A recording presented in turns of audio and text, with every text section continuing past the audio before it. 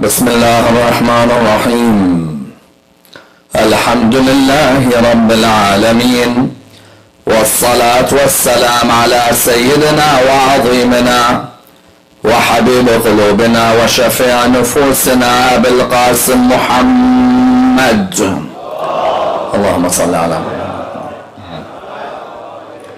وعلى أهل بيته الطيبين الطاهرين وأصحابه الغر الميامين. الحمد لله الذي جعلنا من المتمسكين بولاية سيدي ومولاي علي بن أبي طالب.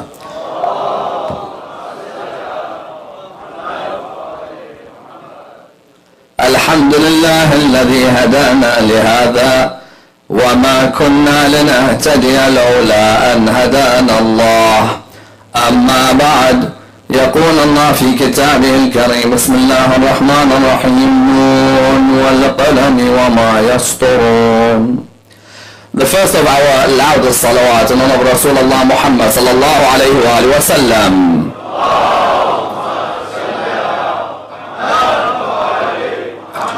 The second in honor of Amir al-Mu'mineen Ali ibn Abi Talib.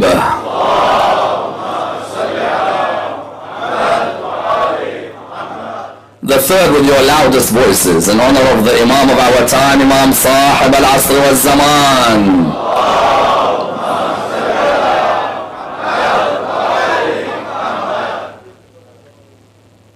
Respected scholars, brothers and sisters, Assalamu alaikum wa rahmatullah wa barakatuh. The massacre that took place on the plains of Karbala, how reliable are the narrations relating to it? Indeed, many times people ask this question in relation to what took place in terms of the martyrdom of Imam al-Hussein alayhi salam. You find that many ask that how can we take as reliable what exactly took place in Karbala, in Kufa, in Sham, in Karbala and in Medina. Many times people ask this question because they are uncertain. But how can we be so certain about what we narrate on the pulpits? As in, not everybody who sits on the pulpits is necessarily a historian. You find that there are certain people who are qualified historians who sit on the pulpit, and then there are others who simply have read something in a book and come and narrate it on the pulpit. As in the Indo-Pak subcontinent, they would make a distinction between a zakir and an alim. A dhakir would be someone who would read a book and come and narrate it on the pulpit. An alim, when it comes to history, is someone who's a researcher, someone who's analyzed history in depth. And not everybody who sits on the minbar is necessarily that. Therefore, you find a number of people asking this question. But how do I know that what took place on the plains of Karbala is as it is narrated on the pulpits? For all you know, there are many exaggerations which are there in the pulpits. There are many distortions, there are many misrepresentations. Indeed, you find that there are certain figures who certain people will give different dates or names or ages to. Because of this, therefore, people always ask that an event that took place 1,400 years ago, how can I be so confident that what is being reconstructed is reliable? Because sometimes on the pulpit you may hear about one particular figure, two different opinions. One particular date, two different opinions. Some, for example, say that Ali al-Akbar was 18 when he died. Others say Ali al-Akbar was 27 when he died. Some say Sukayna and Ruqayya are the same person. Others say Sukayna and Ruqayya are two different daughters of the Imam. Some, for example, will discuss other areas of Karbala. They'll say, for example, the family of Imam al-Hussein came back to Karbala after 40 days. Others say no, they spent a year in prison and then they returned. Others, therefore, when they look at the traditions, they come and ask a question that you say there were arrows on the body of Imam al-Hussein. One narrates there were 20, another narrates there were 40, another narrates there were 300. How do I know? As in, was there someone there to sit by the body of Imam al-Hussein and count each and every arrow? These questions are valid questions, because when you reflect on Karbala, you ask that when you say Imam al-Hussein said this and someone in Yazid's camp said that, who was there to tell us? I come here in the year 2015, I narrate from the pulpit what took place in Karbala. how can I be so certain that what I'm narrating is reliable when I come and narrate the companions and what they said, for example? I narrate, for example, Hur saying, إني أنا الحر ومأوى الضيف أضربكم في أعناقكم بالسيف عن خير من حل بلاد الخيف أضربكم ولا أرى من خيف. How do I know that this is what Hur bin Yazid al-Riyahi said? As in, if Imam al-Hussein died at Karbala, who is there to tell me that Hur bin Yazid al-Riyahi said this? Habib died, Muslim died, the other companions died. So how do I know that what took place on that day is reliable in terms of the narratives? And then you have the second group who are the exaggerators, yes? How many times have you listened to a majlis where in the Masa'ib you heard such an exaggeration you didn't cry, you actually decided not to cry again, yes? There are times when you hear the Mawlana on the pulpit, when it comes to the Masa'ib, you hear him speak and you're like, well, hold on a minute, Mawlana, that sounded sad, but it doesn't sound too realistic. I remember one particular speaker, maybe out of innocence, maybe it's not his forte, had said that Abu al-Fadl al-Abbas killed 80,000 people on the 10th of Muharram. Even the people in the crowd, when they heard this, those who were crying stopped crying. Why? Because they said that 80,000 people, what are you talking about 80,000 people? In the army of Yazid at most, let's say, there were 30,000 people, and now you're coming to tell me that Abu al-Fadl killed 80,000. In other words, you find that because of exaggerations, because of distortions, the question arises that this narrative of what took place at Karbala, can I really sincerely believe in all of it? Is the poetry reliable? Is what happened to Sayyid Zainab reliable? Is what happened to Imam al-Hussein reliable? And to the children of Imam al-Hussein? Why then are there differences? And that's why you find that this escalated on two different occasions. The first time this question escalated about the authenticity of the narrations regarding Karbala was when Mutahhari, the famous scholar of Iran, wrote his book looking at the distortions and misrepresentations concerning Karbala.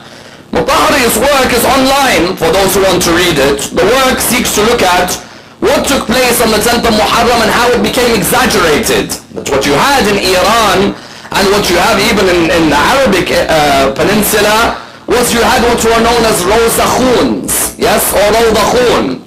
That Rosakhoon would be the one who would recite the Masa'ib of Imam al-Hussein alayhi salam, and you would find them coming up with stories that have no basis whatsoever. When Mutahhari wrote this work, some of the Shia felt very annoyed and felt very unhappy with this. Why? Because no one wants to be told that what's on the pulpits, not all of it is reliable. We want to believe everything that we're told. When Mutahhari said, hold on, listen, when you're being told about this Masa'ib, I ask you, where did you find this Masa'ib from, Mawlana? You have come and sat in the position of representing Imam al-Hussein. It's not an easy position to sit, as in it's not everyone who sits to represent Abu Abdullah. Have you gone and researched where you got this point from, where you got this narrative from, where you got this story from? Or is it just one day you picked up a book in a library and you decided, you know what, most of the crowd's not going to do any research. Let me say these stories and everyone's going to believe me. Mutahhari, therefore, when he wrote the book about the misrepresentations and the distortions on Ashura, many people felt that this book was a book that was touching a very sensitive spot. But the reality was Mutahhari was opening a key area that in parts of Iran, like in parts of Iraq, like in parts of Pakistan, like in parts of India, there are people who sit on the minbar who are not historians, yes? He is able to be what? A good poet, and then he recites a couple of stories next to it, and he has never ever got, for example, a thesis in history, a PhD in history. Yes, there are even some who've been in and Najaf, they're good in law, fiqh, yes, but not historians. As in, no one's really a polymath on every area, a good jurist, and a good theologian, and a good historian, and a good hadith scientist, and a good mufassir of the Holy Quran. If I go to and Najaf, I'm going there to graduate in law. Doesn't mean that I'm an expert in history, yes? History is one thing, law is another. So one of the people who made many ask the question about the origin and authenticity of Karbala was Mutahhari. A second was whom? A second was a contemporary scholar from our brothers of Al-Sunnah, Yasir Qadhi. Yes, Yasir Qadhi gave a lecture where he looked at Karbala and began to ask questions about whether the narratives concerning Karbala are all to be taken as reliable or not.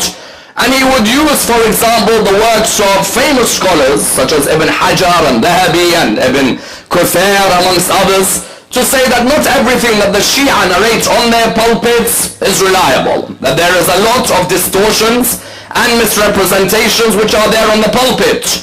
You therefore find people ask this question sincerely, that this particular genre of literature that looked at the execution of Imam al-Hussein and his companions, known as the Maqatil literature. Yes, the Maqatil literature is what deals with what happened in Karbala. The word Maqtal is literally the place where the person was killed. The Maqatil are that genre of literature that deal with what took place in Karbala.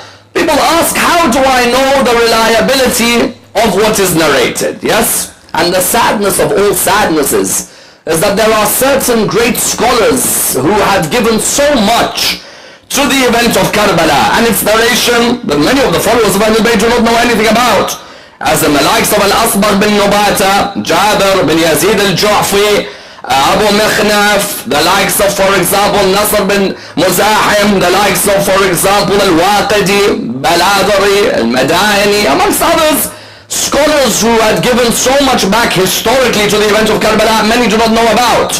Therefore tonight, let us examine what is the authenticity of what's narrated about Karbala, and how did what happened and what took place at Karbala reach us today in the year 2015. And I'd like to examine this in the following stages. What was the status of writing in Arabia, and how did the Holy Prophet, peace be upon him, and his family reform the importance of writing and literature within Arabian circles? Number two, how did Umar ibn al-Khattab's ban on writing have an effect on the writing of Sunni history? And how did writing continue irrespective within the Shia school? Number three, how important was the tribe of Azd from Kufa, and in particular Abi Mikhnaf and Hisham al-Kalbi, when it came to the narratives about Karbala? And how did Abu Mikhnaf narrate from three of those who were on the army of Umar bin Sa'd on the 10th of Muharram? Number four, how important were the wives of the companions of Imam al-Hussein who survived after Karbala to live to tell the tale? Number five, which of the families of the members of the Imam remained alive after Karbala to tell us what took place at Karbala? Number six, did Yazid send any journalists to Karbala? And what was the role of these journalists in Karbala? And why was it important for them to write what took place in Karbala? Number seven, which ziyarah of Imam al-Hussein in itself tells us what happened to Imam al-Hussein and can be used as evidence of what took place? Number eight, how can poetry be used to tell us about what took place in Karbala, especially the likes of Da'bal bin Ali al-Khuzai in the presence of the Imams? Number nine, how did Mukhtar allow us to know what took place at Karbala? And number 10, how important was Zayn al-Abidin in allowing us to understand what took place on the 10th of Muharram? Let me examine this in order that we're able to understand how we got what we got in relation to the events of the 10th of Muharram. In Arabia, you were lucky to find anyone who could read or write. Yes, you were lucky if you found 17 people in Arabia who were able to read or write. That's why those who accuse the Holy Prophet, peace be upon him, and his family of writing the Quran, it's absolutely impossible. Baladari mentions the names of 17 who were able to read or write within Arabian circles. The Arabs used to transmit their history or their literature orally, not through writing. Yes? They'd sit together and there would be someone who'd come and he'd orally narrate the history of the Jewish community, the history of the past prophets, the history even of the Persians. I remember Nadar ibn al-Harith would go towards Persia to buy books about Rustam. Yes? He'd come back towards Arabia and he'd sit with the people. When he'd sit with the people, he would narrate to them what was the history of the Persians. Why? Because the people enjoyed that form of oral transmission. If there was a few who maybe were able to read and write, the majority of the Arabs were not able to read or write.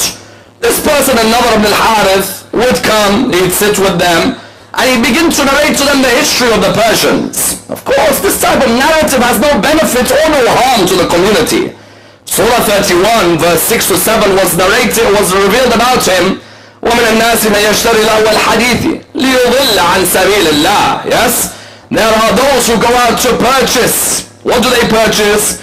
There are those who go out to purchase this literature. They take people away from the path of Allah subhanahu wa ta'ala. These people, the Arabs, what would they do amongst themselves? They'd orally transmit their history. There wouldn't be any books that would be compiled. Even I remember Sayed Ammar Nakshawani was Jewish. He used to narrate the history of the past prophets. The people would come, they'd sit around him. People would enjoy, they want to learn. But it wasn't like there was a book that was there. You see, when we say the Holy Prophet was an Ummi, we don't mean, in some cases, we don't mean that the Holy Prophet didn't know how to read or write. It meant that he was only taught by Allah how to read or write, yes? Otherwise, if he had learned how to read or write within the community, someone would have accused him or his teacher of being the author of the Quran. The Arabs, therefore, in their time, there was no writing. The main transmission was orally. And that's why the Holy Prophet wanted to build a community where the basis of that community was literature, reading and writing, yes? Because a community which is illiterate is a dead community. A community which doesn't value the importance of reading, doesn't value the importance of writing, that community is not an Islamic community. I remember when you look within the Holy Quran, the first surah to be revealed to the Holy Prophet was what? Iqra, read. The second was what? Qalam, the pen. Why the first surah read and the second surah the pen? It's because Allah subhanahu wa ta'ala wanted to reform the Arabs from oral transmission now towards writing. That try and now be amongst those who write, because writing preserves history, it preserves legacies. You find therefore that the Holy Prophet, when he found that opportunity, he wanted to reform. That's why at the end of the Battle of Badr, when he caught the prisoners, when the prisoners were caught, how were they ransomed? That if you teach the Muslims how to read or write, you're going to be ransomed. Why, Ya Rasulullah? Because some of these companions were saying, hold on, we've caught these prisoners. Any other barbaric leader would have said, kill them. They're our enemies. The Holy Prophet turned around and said, no, if they teach us how to read or write, then you release them. And further than that, the Quran had to be written. So you therefore had another avenue in which literature was going to rise. Because now, the Holy Prophet, when he narrates an ayah of the Quran, as soon as he narrates this ayah of the Quran, the companions would sit near him. Imam Ali ibn Abi Talib would sit next to the Prophet. He would write down whatever verses come down.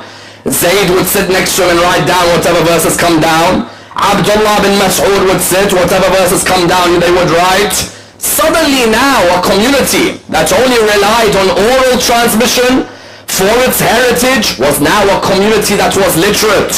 Now a community where they even had their own sahifas. Imam Ali ibn Abi Talib had a sahifa. This sahifa was a document where he would write the laws of the religion of Islam. Yes, whatever Rasulullah would give us a law, Imam would sit down and write. Others such as Abdullah bin Amr ibn al-As would sit down and write. Others of the companions would come. This community, suddenly Rasulullah transformed it. He wanted to make sure that this community doesn't fall in the trap of neglecting the pen, yes? Or neglecting reading. I'm surprised that there are Muslims in the world today have never read one book relating to Ahlul Bayt alayhi salam, yes? Or if you ask them in the last year, have you read any books related to your imams? Many turn around and say, you know, it's really busy, I don't have time. What do you mean you don't have time? You even have now pads which read for you. Subhanallah. Yes? Now you're allowed to buy a pad, that pad will read for you. Don't count yourself as a follower of Ahlul Bayt when you're not literate, yes? When you're literate, that's a true follower of Al-Muhammad, because Al-Muhammad stressed on literature.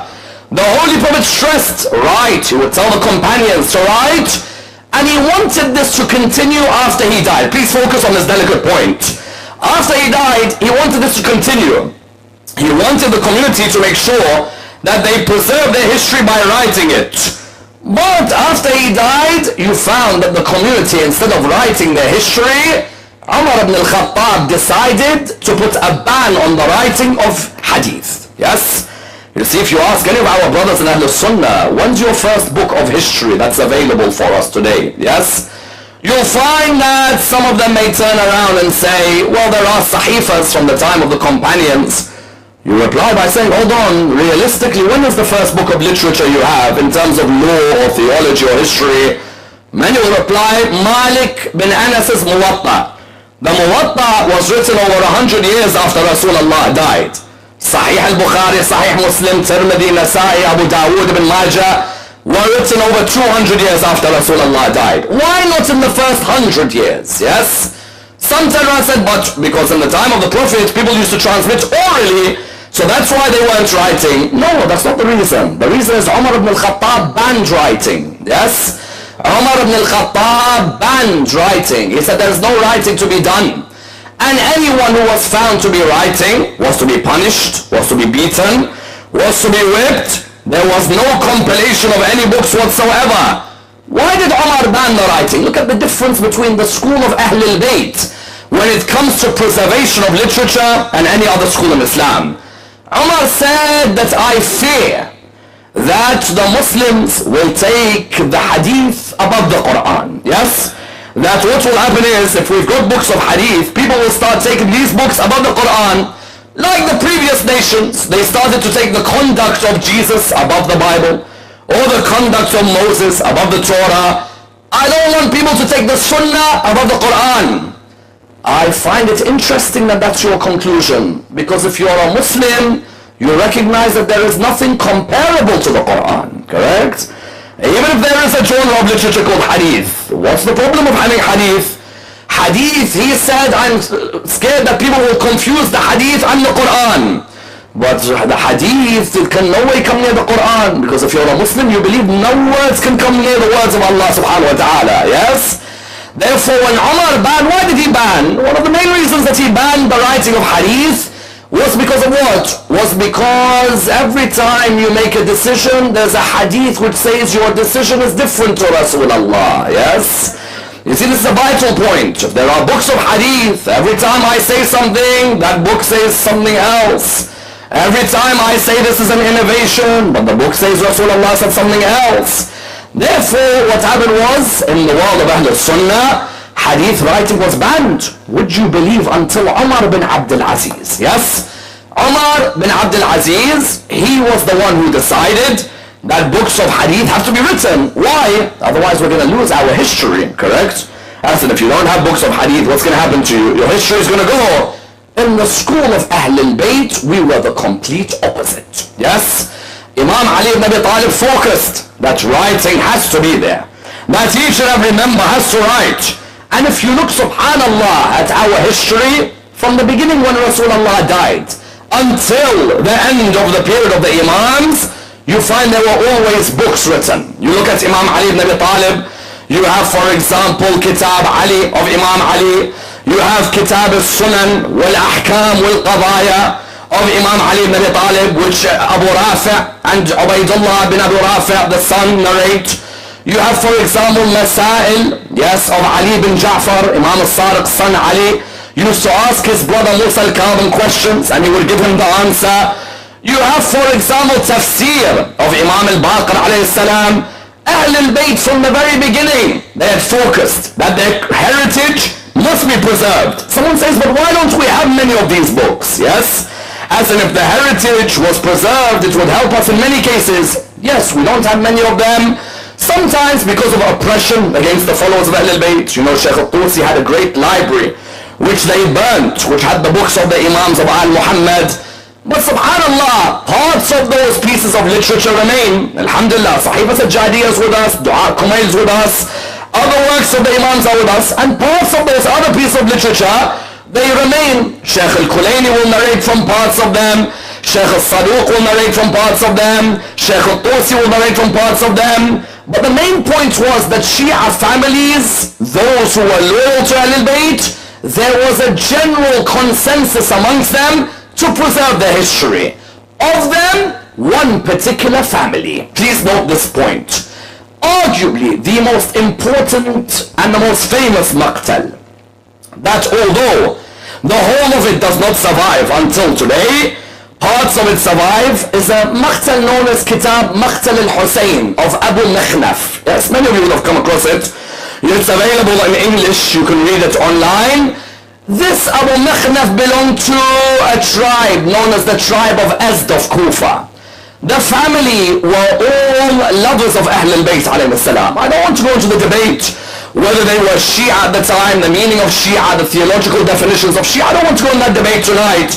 But suffice for us to say that if you look at his father, Yahya, his name was Lut, son of Yahya, and you look at the grandfathers, Abu Mikhnaf, these were people who were loyal to Rasulullah, with Imam Ali ibn Abi Talib at Jamal, with Imam at Saffin. And this particular man, Abu Mikhnaf, who lived in the time of Imam al-Baqir, and Imam Zayn al-Abidin, and Imam al-Sadiq, this particular man took it upon himself that he will write whatever event has taken place, he'll write that particular event and narrate it. Someone says how? He'd go to look for the people who were present at that event, yes? Karbala happened in which year? 61 after Hijrah, do you agree? Karbala happened in 61 after Hijrah. If you were living in Karbala, you could still live till 70 after Hijrah, 80 after Hijrah, 90 after Hijrah. There are some who could live until 100 after Hijrah. Abu Mikhnaf, what would he do? He'd try and go and look for these personalities, yes? Why? He'd ask them, tell me what took place on the 10th of Muharram, yes? That Abu Mikhnaf wrote a famous work, which Hisham al-Kalbi preserved many parts of it for us. Hisham al-Kalbi would take from Abu Mikhnaf, he'd take from Awan ibn al-Hakam. Was Abu Mikhnaf the first Maqtal piece? No. Al-Asbagh bin Nubata, one of the great companions of Imam Ali, had written Maqtal al-Hussein. Jabir bin Yazid al-Ju'fi had written Maqtal al-Hussein. You had, for example, Abu Mikhnaf had written Maqtal al-Hussein. They all would go to look for personalities who were present at Karbala. Jabir bin Yazid al-Ju'fi, Asbagh bin Nubata, they'd go to look for these companions and they'd find them and they'd tell them, tell me what took place in Karbala. For example, with Abu Mikhnaf, who did he find? He found Yahya, son of Hani bin Urwa. Subhanallah, how this world is. Hani bin Urwa, great lover of Imam al-Hussein, his son on the army of Umar bin Sa'ad. Yes? It's the world that we live in. The same way Noah could have a son who's an enemy. Likewise, Hani bin Urwa's son Yahya, on the side of Umar bin Sa'ad, Abu Mikhnaf met him and he told him, tell me what happened at Karbala, and he narrated to him the whole incident. Likewise, he met Zuhair, son of Abd al-Rahman. He asked him what happened at Karbala. He'd tell him the whole incident. Likewise, he met Thabit, the son of Hubar. He'd sit with these. These were the army of Umar bin Sa'ad who lived after Karbala, yes? You know, sometimes a dictator can rule a country 30 years after he falls, his friends are still alive, yes? When these friends are alive, yes, there's no doubt, historiographically speaking, some of them may forge what took place in Karbala, some of them may lie about what took place in Karbala, but what do you find? You find that all of these would tell Abu Mikhnaf. Abu Mikhnaf met them, and they narrate, whether it's the Masa'ib of Imam al-Hussein, or of the 6-month-old baby, or of Abu al-Fadl, they tell what took place on that day. Therefore, the first proof about what took place in Karbala came from the likes of Abu Mikhnaf. Someone says, but if the whole of Abu Mikhnaf is not with us, then how are we able to reconstruct the whole of Karbala? Yes? Because now there's going to be 68 majalis in a row. When there are 68 majalis, someone says, how did you get that much information if the whole of Abu Mikhnaf is not there? Yes, but parts of the monographs remain with us until today. Yes? Tabari takes from Abu Mikhnaf, for example. Baladari, maybe through the chain of Mada'ini, goes back to Abu Mikhnaf. Others will take from Abu Mikhnaf. It's not that we have the whole of the history of Karbala, but what we have is fragments from the event which different historians have collected in order to be able to allow us to understand what took place on the 10th of Muharram. Therefore, firstly, Al-Asbagh bin Nubata, Jabir bin Yazid al-Ju'fi, Abu Mikhnaf, Nasr bin Muzahim. You have, for example, Khalifa bin Khayyat, Al-Daynawari, Ibn Sa'ad, Tabari, Sheikh al-Mufid. All of them have got Maqatil al-Hussein alayhi salam. Yes? They'd gather all the information about Imam al-Hussein and they'd write what would be known as a maqtal. These maqtals would be with us. Would you believe Abu Mikhnaf would still be used all the way to someone like Abu al-Fida? Abu al-Fida, his tarikh would be written years after Karbala. They'd still use Abu Mikhnaf from that period until 600-700 years later. Therefore, those who asked the first question, being what? Who told us about Karbala? The first who told us, amongst others, Abu Mikhnaf. He met those who were at Karbala, and he told them, he asked them, and they gave him the answer. That's number one. Number two, the second of those who told us what happened at Karbala were the wives of the Sahaba of Imam al-Hussein who survived after Karbala. Yes, you know there are certain companions of Imam al-Hussein whose wives came with them to Karbala. These wives who came with them, they saw in front of them their husbands die. But then they became prisoners with Sayyidah Zainab. When they became prisoners with Sayyidah Zainab, they would go later on and tell everybody what they saw in Karbala. In particular, one wife, Daylam, the wife of Zuhair ibn al-Qayn. Yes? Zuhair ibn al-Qayn had a wife by the name of Daylam. Daylam survived Karbala. When people would come and sit with her, they'd say to her, Daylam, what took place on the 10th of Muharram? She'd narrate. I would never forget. She narrated that on the night of the 11th of Muharram, she says we were all together there on the night of the 11th, Sayyidah Zainab one way, Kulthum another, the children sleeping, yes, and there were bodies lying everywhere. She narrates, she says that I thought to myself, my husband Zuhair, his body is on the ground in Karbala, and there is no kafan on his body. Yes, this is one of the ladies who tells us about Karbala, because when you hear this masa'ib, someone might tell me, where'd you get these masa'ibs from? Yes, the wife of Zuhair, she survived. She said that I saw my husband's body on the ground, so I came to my servant. I said to her, oh servant, come near me. Here's a piece of cloth. Go cover my husband's body. Yes, no one likes to see their loved one with no kafan on their body.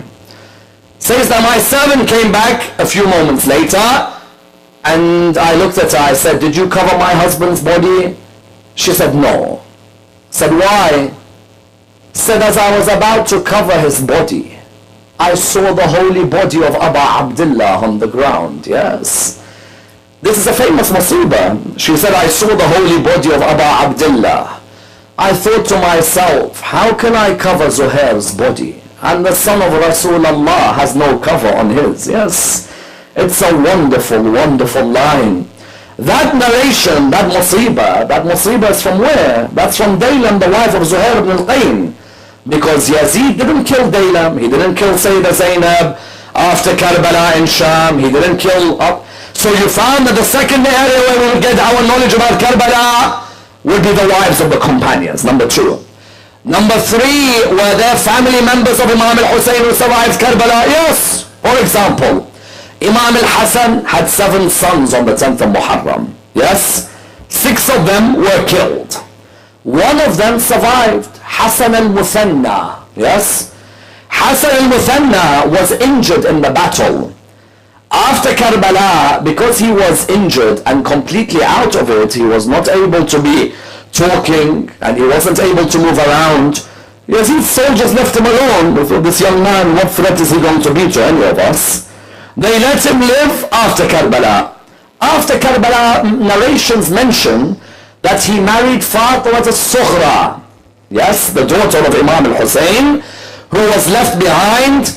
He married her. Now this Hassan al-Muthanna was at Karbala. He survived after Karbala, or no? He survived, and those who would come and ask him, he will narrate to them that this is what took place in Karbala, this is what happened, this is what we heard, this is what was said. Because sometimes someone might say, how do I know this is what Hussein said to Abbas? How do I know that this is what the horse did next to Imam al-Hussein? How do I know that this is what Sukaina said to the Imam? Yes? The third proof is what? Is that there were family members of Imam al-Hussein. Hassan al-Muthanna was a young boy, but he grew up.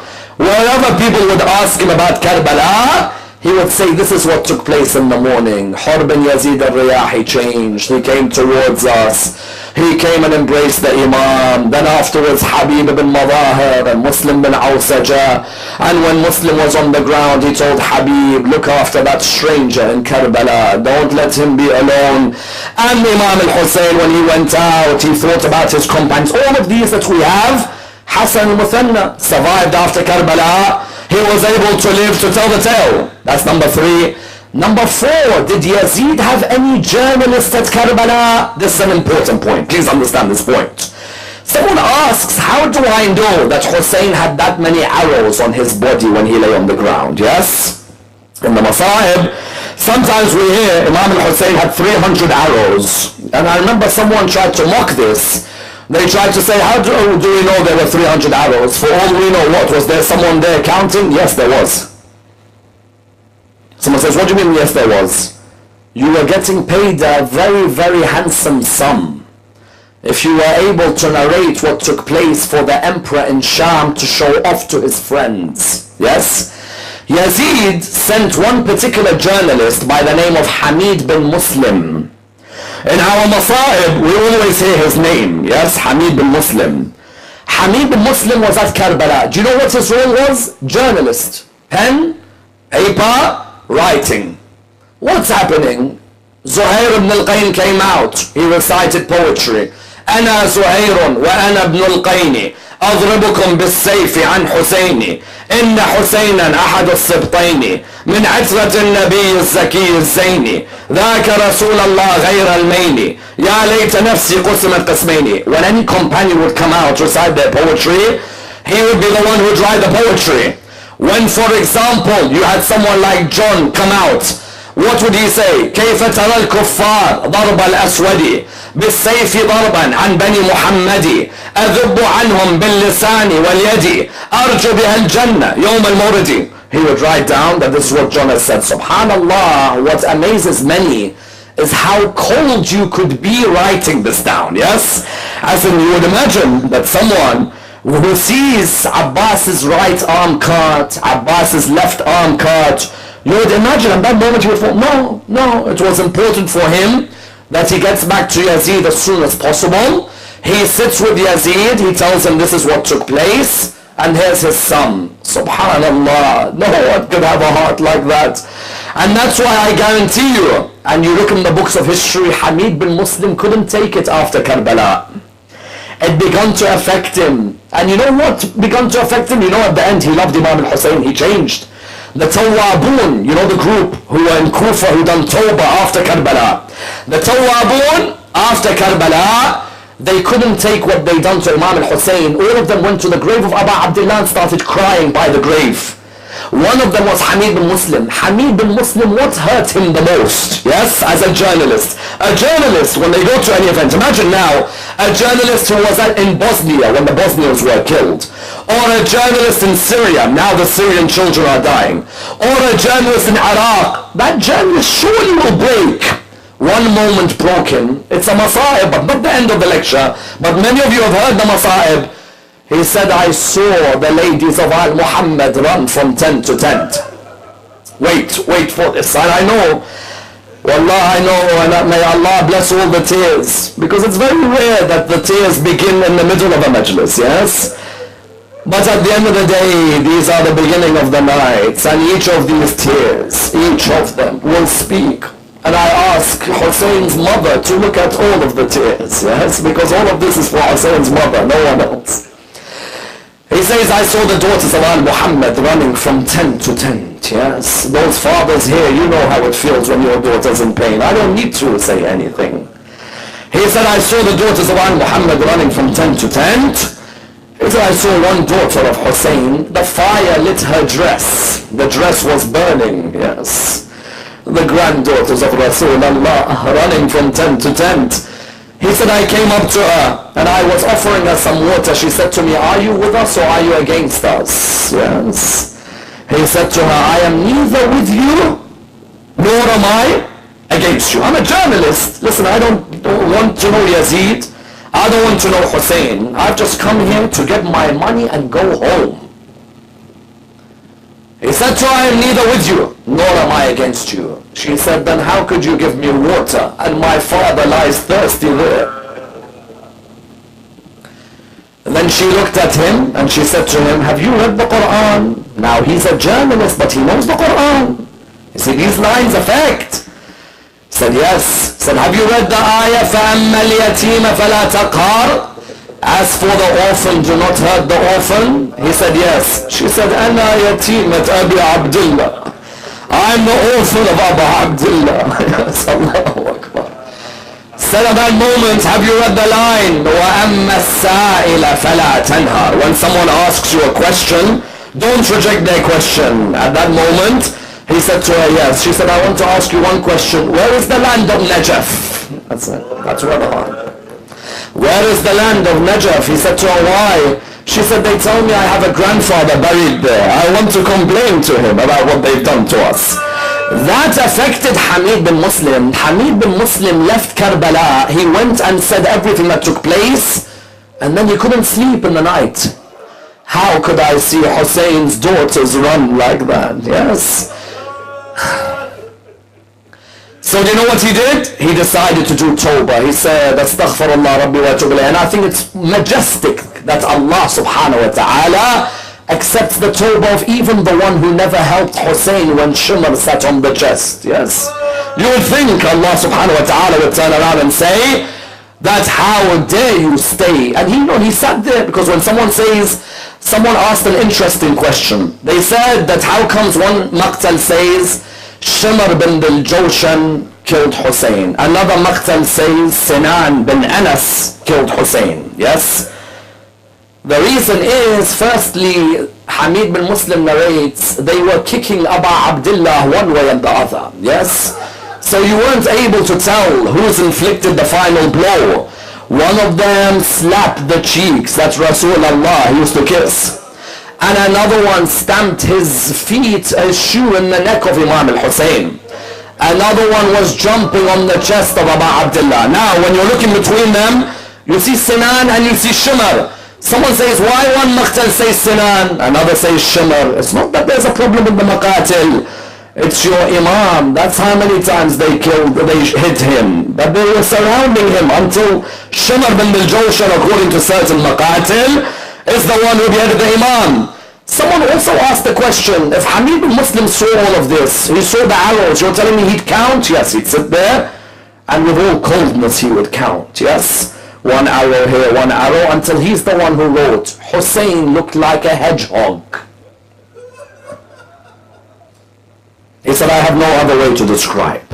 I ask all of you, and every listener of this majlis on the internet, be you Shia, be you Sunni, be you human, killing a human being is one thing, but having that many arrows on his body is another. Yes. Surely. And then Hamid bin Muslim, what would he narrate? To add insult to injury, then he would say, you know, they killed Hussein, then they shot their arrows on his body, they burnt the tent of his wife and his daughters. And then Umar bin Sa'ad, if that wasn't enough, turned to his horse riders, said, oh horse riders, sharpen the hooves of your horses. Allahu Akbar. Oh horse riders, sharpen the hooves of your horses. Why? I want you to dig them deep into the chest of Abu Abdullah. Those of you who've been to Karbala, have you noticed there is a distance between where Imam al-Hussein was beheaded and where he's buried? Do you know why? The horses kicked his body so much. Yes. That body was kicked. Now who narrates this for us? Yes. May Allah bless your tears. I'm trying to hold myself back. For the sake of the majlis and for the sake of the knowledge of the majlis. Who narrates for us that they dug their horses deep? Because I know some of the youth will say, where do we get this about Karbala? How do I know this is true? Yes? Because Yazid's journalist told us. Yes? He was there and he stood there. And then comes the next proof. So we already have the fact Abu Makhnaf met people who were at Karbala. The wives of the companions. The family of the Prophet who survived. Yazid's journalist. Someone says Yazid's journalist said this about Imam al-Hussein. Who else? Imam Sahib al-Zaman in Ziyarat al-Nahiya. Yes? Ziyarat al-Nahiya is different to other ziyaras. Ziyarat Ashura, Ziyarat Warith, they tell you to dissociate from the enemies of Ahlul Bayt and to show love for the Ahlul Bayt. Ziyarat al-Nahiya, yes, there is still more. Ziyarat al-Nahiya, it is the narration of how Imam al-Hujjah remembers Karbala. And there is the line, تَطَأُكَ الْخُيُولِ بِحَوَافِرِهَا. He said, it's as if I see those horses dig deep into your chest. Yes. Only Hussein. You know why only Hussein? Because Umar bin Sa'ad wanted that every single companion and family member is to have horses dig into his chest. But every companion had a tribe to represent him. Yes. If you're Habib al-Madahir, Banu Asad will help you. If you're Muslim bin Awsaja, your tribe will help you. Even Ali al-Akbar is the cousin. His mom is Yazid's first cousin. They will help. Even Abu al-Fadl, his mom is related to Shamar. They will help. Only one man lay on the ground in Karbala. His mother or his father. No one to represent. That's why in Ziyarat Nahiya, Imam al-Hujjah says, what? تَطَأُكَ الْخُيُولِ بِحَوَافِرِهَا. The horses dug their hooves deep into your chest. That Ziyarat Nahiya, he then goes on to say, and the woman let out their hair when they saw your horse come back to the tent. Yes? All of these, where are they? Tonight I want all of you, every listener in the world who listens to this lecture, to go online. Go and read Imam al-Hujjah when he talks about Imam al-Hussein. Yes? For all the lovers of Imam al-Hujjah in this room, Ziyarat al-Nahiya, it is the narration of what took place in Karbala. That's another proof which reached us. Another proof is what? Another of the proofs that we have is poetry. What do I mean? You have the Imams would say to their poets, recite Masa'ib al-Hussein for me, yes? In this month of Muharram, there would be a change in the face of Imam al-Rada alayhi salam, yes?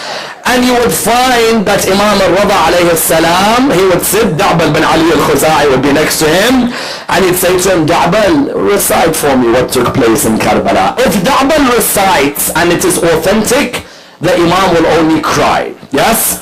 If there is something unauthentic, the Imam will correct them and say, for example, that this is something not reliable or something not acceptable. Yes, there is tasamuh in Adillat al-Sunan and the Usuli principles, that someone says, well, there is permission to maybe narrate a bit more than what is said because it is not something related to, for example, that which is obligatory.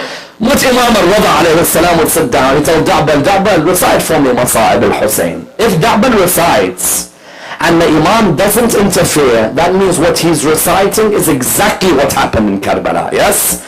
So you found that Da'bal would say to him, you want me to recite? He said, yes. He says to him, أَفَاطِمُ لَوْ خِلْتِ الْحُسَيْنِ مُجَدَّلًا وَقَدْ مَاتَ عَطْشَانًا بِشَطِّ فُرَاتٍ إِذًا لَلَطَمْتِ الْخَدْ أَفَاطِمَ عِنْدَهُ. Yes, please understand this. He says, oh Fatima, if you saw Hussein lying on the ground, yes, he was thirsty by the Furat.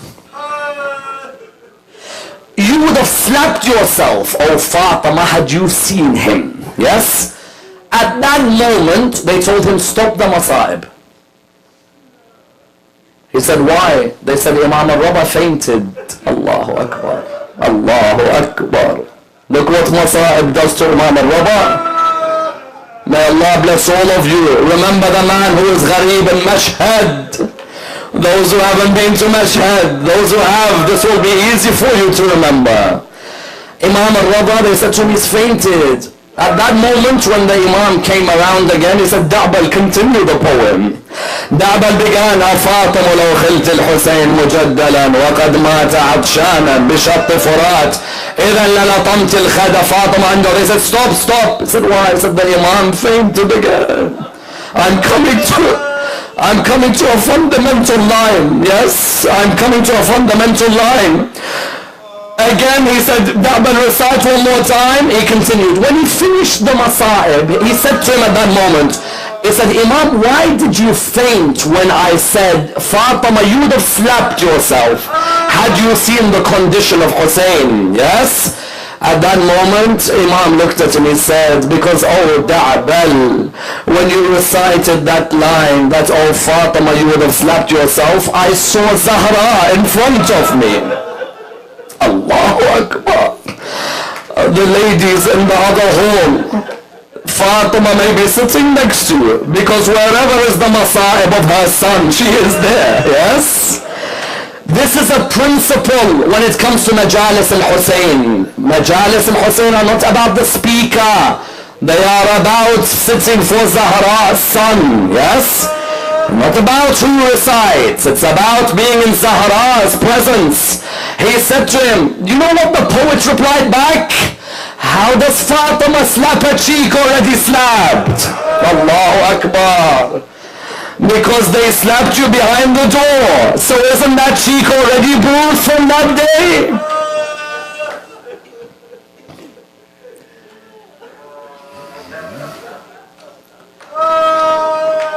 May Allah bless all of your tears. May Allah bless all of your tears. Then after that, what's the next proof for what took place in Karbala? The next proof, Mukhtar al-Thaqafi. Yes?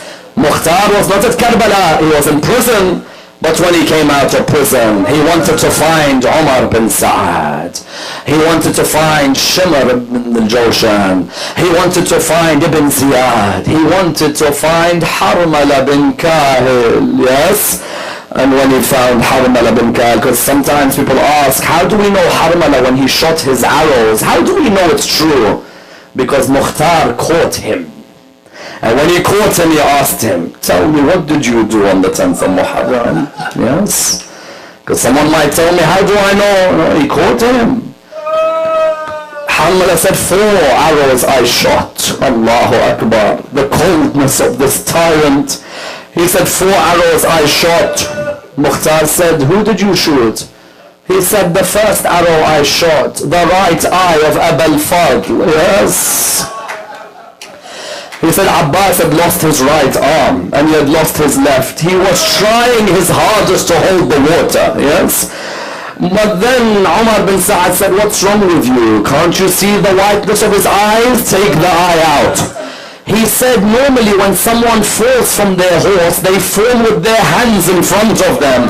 Abbas fell, the arrow was in front of him, yes? He said, that's one. Then he said, the second arrow I shot, Hassan's son, Hussein's brother, Hassan had a son called Abdullah. Hussein was lying on the ground. There were arrows all over his chest, but there was a part of his neck that hadn't been touched. Umar bin Sa'ad said to me, you see the whiteness of that chest? Put your arrow through there. He said this young boy came running out of the tent, his auntie Zainab running after him. He said the young boy ran, he said, how dare you attack my uncle like that? He said his auntie came to him, she said, come back. He said, my auntie, how can I come back and Aba Abdullah is alone? He said, I saw him sit by his uncle. He was telling us, shoot my uncle, you have to shoot me first. Yes?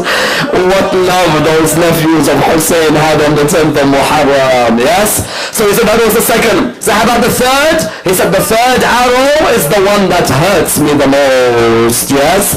He said, what was that third arrow? He said, the third arrow I shot on the neck of the 6-month-old baby. Mukhtar said to him, when you shot, what happened? He said, I saw the baby flap its hands like a bird flaps its wings. Allahu Akbar. Yes? That's another of the masa'ib of the 10th of Muharram. Yes? In other words, my dear brothers and sisters, what do we have? We have Mukhtar al-Thaqafi, we have poetry, we have Ziyarat al-Nahiya, we have Hamid bin Muslim, we have the family members, amongst the others. Sayyidah Zainab survived after Karbala, yes, and she would narrate what happened. Kulthum survived, she would narrate what happened. Someone asked the question, well, what if there is a difference of opinion, for example, on certain ages and dates? This is something very normal in history, that there's going to be a difference of opinion on certain dates, certain ages. Someone says, okay, but why Sukaina and Ruqayya? Are they the same person? Are they different people? Remember, Imam al-Hussein, his daughters were all called Fatima. Sukaina is a title, Ruqayya is a title. But the hijab meant that you would never know them. You'd never know who they are. If there are differences, these differences may occur. Someone says, is there any avenue for poetic license? Please understand this point. Sometimes in Masa'ib, poetic license is construed as history. What do I mean? A Maulana might recite a piece of poetry on the minbar. The crowd think it actually happened. No, it's not the actual, it's a poem, yes? In Arabic we call it lisan al-hal, yes? Lisan al-hal, what does it mean? Lisan al-hal means it's as if I see Zainab doing something. It doesn't mean Zainab did it. It's as if I see. There are two famous lisan al-hals. They're not actually what was said, but it's poetic license, yes? But the speaker must make it clear this is a poem, not masa'ib. Because if you don't make it clear, people think that that's a piece of masa'ib. And then if they hear another speaker say it's not, they think, what's the contradiction? Poetic license. What do we mean by poetic license? For example, one example of poetic license, al-Baneen, mother of Abu al-Fadl al-Abbas, yes? There is a poet, you know, the great poets of our history, the likes of Ja'bal bin Ali al-Khuza'i, the likes of Haydar al-Halli, for example. Said Haydar al-Halli and Ja'bal bin Ali, they would narrate, but they would have poetic license. For example, about al-Baneen. There is something which people say she said. It's a poem attributed. Yes, it's not her words. But one of the poets said, I think al-Baneen would think like this. Yes? What does she say? They said to her after Karbala, and she replied, if you gave me the heavens and the earth, and you gave me 70 Abbas, I'd replace all of them to see Hussein's head in peace. Yes? Yes? That is from the door of poetic license. Layla, there is something, some people say, is it masa'ib or is it poetic license? What is it?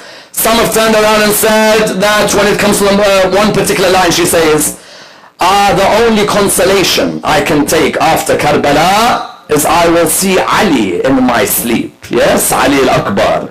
But for me to, I will see Ali in my dream.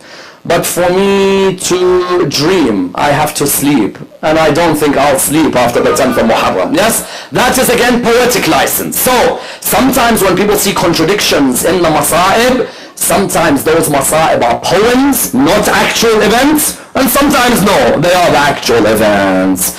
But no doubt, the greatest narrator of what took place on the 10th of Muharram isn't the journalist Hamid ibn Muslim, nor is it the wives of the companions, nor is it even Mukhtar al-Thaqafi. Even Imam al-Hujjah's wonderful narration is great.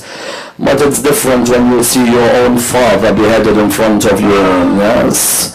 No doubt Imam Zayn al-Abidin, 34 years after Karbala, wherever he would go, he'd remind the people of Karbala. I see the tears flowing, but I want the heart to be where? I want the heart to be in Jannat al-Baqiyah tonight. There are 4 imams with no visitors tonight. Yes. There are 4 imams. There's no one to visit those 4 imams. In Karbala, there are 20-30 million. In other areas in Mashhad, there are millions. There are Hassan and Zayn al-Abidin and Muhammad al-Baqir and Jafar al-Sadiq. I send this masa'ib to my Imam Zayn al-Abidin, yes? Because you're the one who told us about Karbala. You would remind us when he would walk past a Shia butcher who's about to slaughter a sheep, yes? He would come to him, he'd say, oh butcher, do you give water to the sheep before you slaughter it?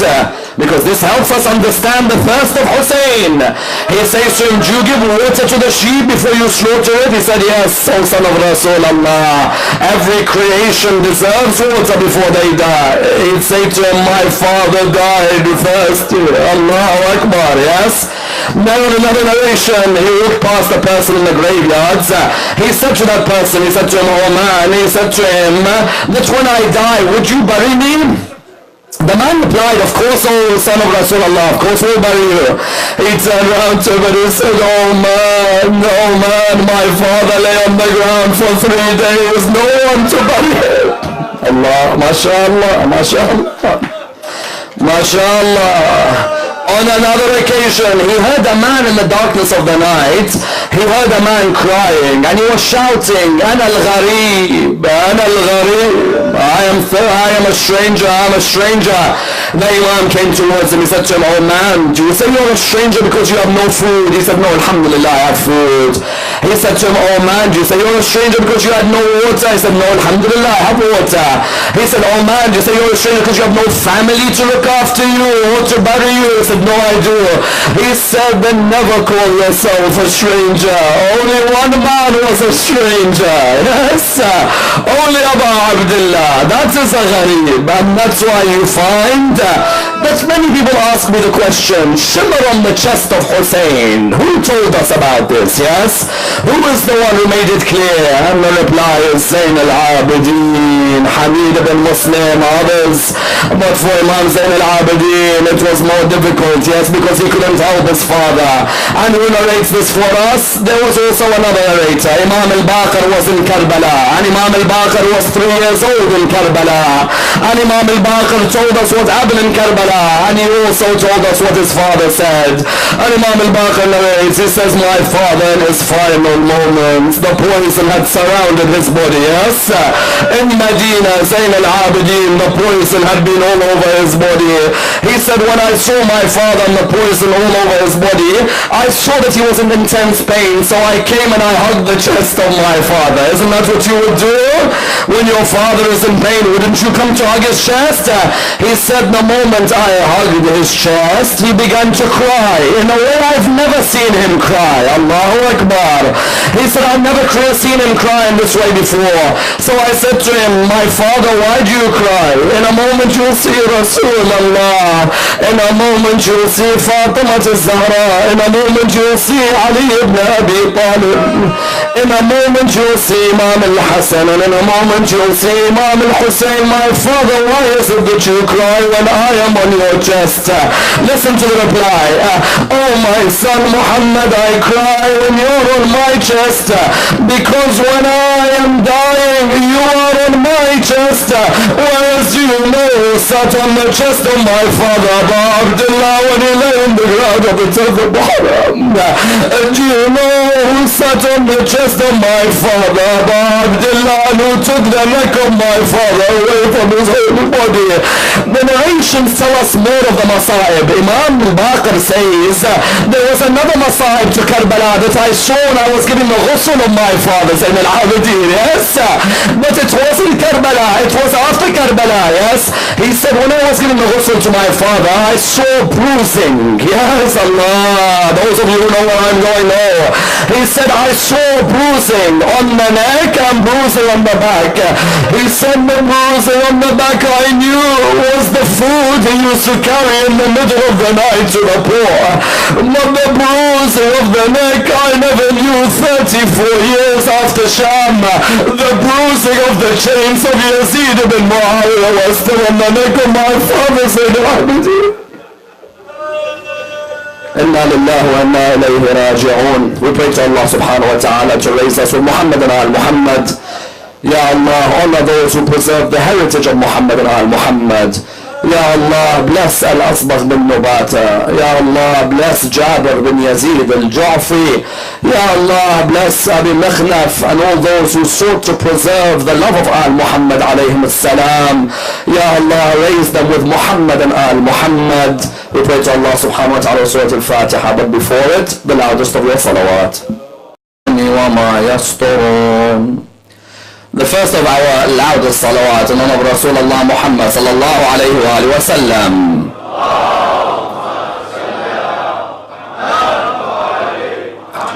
The second in honor of Amir al-Mu'mineen Ali ibn Abi Talib.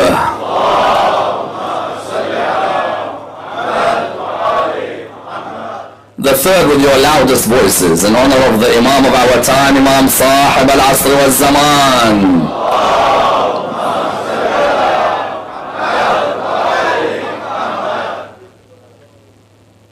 Respected scholars, brothers and sisters, Assalamu alaikum wa rahmatullah wa barakatuh. The massacre that took place on the plains of Karbala, how reliable are the narrations relating to it? Indeed, many times people ask this question in relation to what took place in terms of the martyrdom of Imam al-Hussein alayhi salam. You find that many ask that how can we take as reliable what exactly took place in Karbala, in Kufa, in Sham, in Karbala and in Medina. Many times people ask this question because they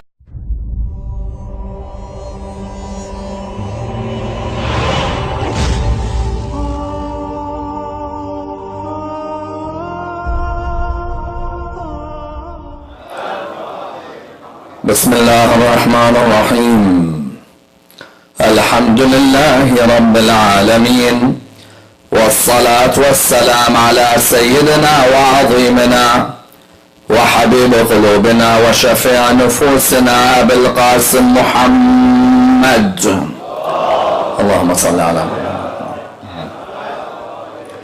وعلى أهل بيته الطيبين الطاهرين وأصحابه الغر الميامين. الحمد لله الذي جعلنا من المتمسكين بولاية سيدي ومولاي علي بن أبي طالب.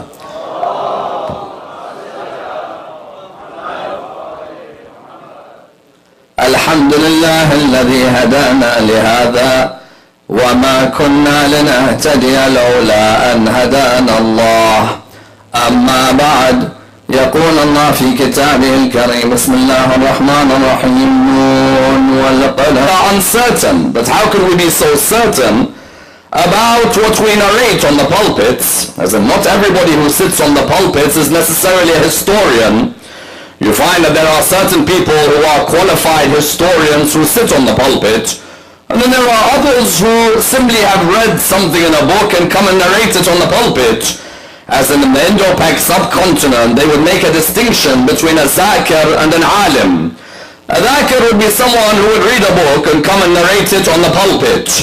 An alim, when it comes to history, is someone who's a researcher, someone who's analyzed history in depth, and not everybody who sits on the minbar is necessarily that.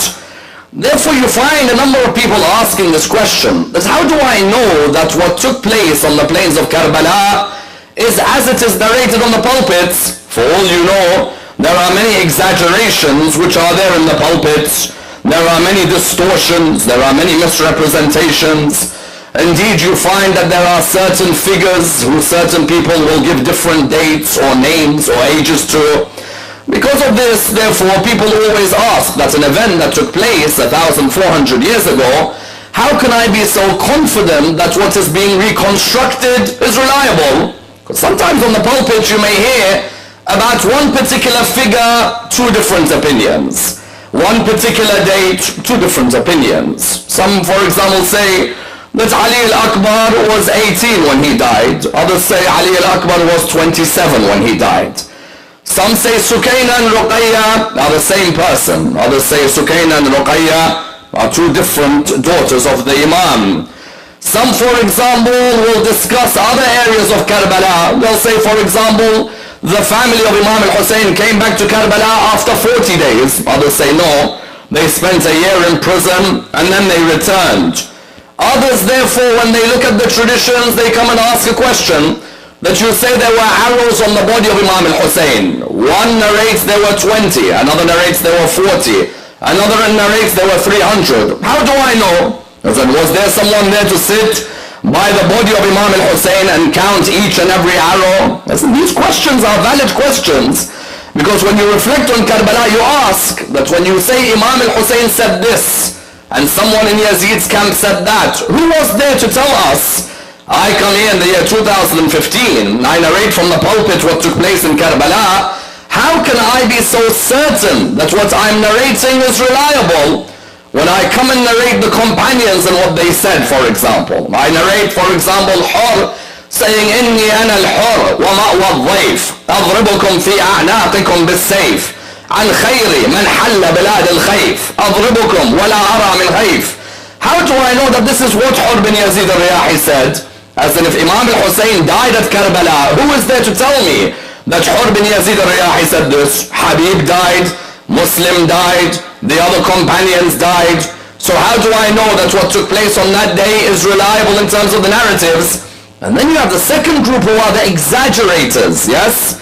How many times have you listened to a majlis where in the Masa'ib you heard such an exaggeration you didn't cry, you actually decided not to cry again, yes? There are times when you hear the Mawlana on the pulpit, when it comes to the Masa'ib, you hear him speak and you're like, well, hold on a minute, Mawlana, that sounded sad, but it doesn't sound too realistic. I remember one particular speaker, maybe out of innocence, maybe it's not his forte, had said that Abul Fadl al-Abbas